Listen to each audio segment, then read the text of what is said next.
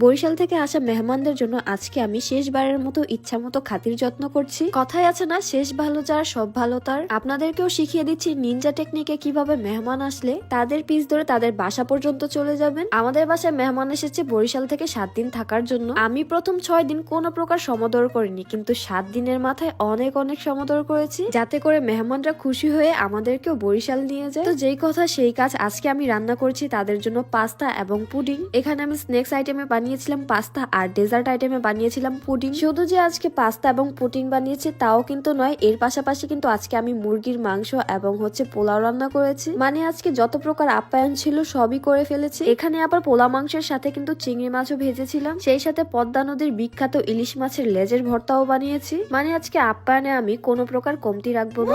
আমাদের ঘরে যা যা ছিল সবকিছু নিয়েই উঠে পড়ে লেগে গিয়েছি, যাতে করে মেহমান খুশি হয়ে তাদের সাথে আমাদেরকে বরিশাল নিয়ে যায়। আর তাই তো আজকে তাদের জন্য এত মজার মজার খাবার রান্না বান্না করছি। বাই দ্য ওয়ে, ইলিশ মাছের লেজের ভর্তা কিন্তু চাইলে আপনারাও কিন্তু বাসায় বসে ট্রাই করে দেখতে পারেন। এটা কিন্তু খুবই মজার একটা খাবার। এর জন্য প্রয়োজন সামান্য পরিমাণে লবণ কুচি, ধনিয়া পাতা কুচি এবং সেই সাথে পেঁয়াজ কুচি, আর সেই সাথে কাঁচা মরিচের কুচি। এরপর আমি চলে যাই একটু রেডি টেডি হতে। আজকে অনেকদিন পর একটা নাইট ক্রিম ইউজ করছি। এটা কিন্তু আমার স্কিনটাকে আগে থেকে অনেকটাই ব্রাইট করেছে। আর এই ক্রিমটার মূল কাজই হচ্ছে স্কিনটাকে ন্যাচারালি ব্রাইট করা, সেই সাথে মুখের ত্বকটাকে সফট এবং স্মুথ করে।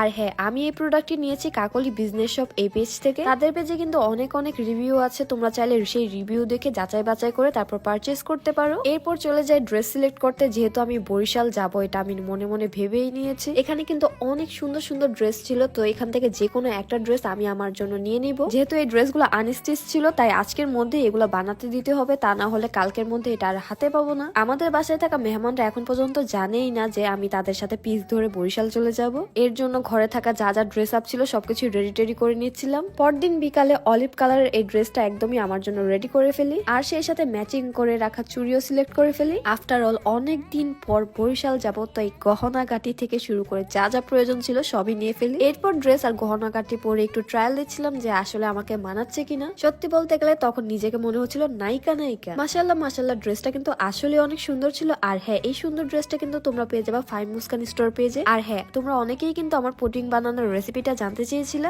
আমি আসলে পুডিং বানানোর জন্য তেমন কিছুই ইউজ করি না, শুধুমাত্র দুধ, চিনি, ডিম হলেই হয়। এরপর এটাকে ভালো করে মিক্স করে ক্যারামেলের সাথে অ্যাড করে চুলাতে বসিয়ে দিই। আর 30 মিনিট পর হয়ে যায় আমার এই সুন্দর পারফেক্ট পুডিং। এখন আমার পুডিংটাকে কেন পারফেক্ট বলেছি সেটার পিছনেও কিন্তু অনেক বড় একটা রিজন আছে। তোমরাই দেখো আজকে আমার পুডিংটাকে কি পরিমাণে ঝাঁকিয়েছি, তারপরেও কিন্তু পারফেক্টলি ল্যান্ড করেছি দুনিয়াতে। আর এই জন্যই কিন্তু আমার পুডিংটাকে আমি পারফেক্ট পুডিং বলেছি। বাই দ্য ওয়ে, আমার বানানো এই পুডিংটার টেস্টও কিন্তু মাশাআল্লাহ মাশাআল্লাহ অনেক মজার হয়েছে। এরপর ফাইনালি আমার হাতের পুডিং এবং খাবার দাবার খেয়ে তারাও রাজি হয়েছে আমাকে বরিশাল নিয়ে যাবে।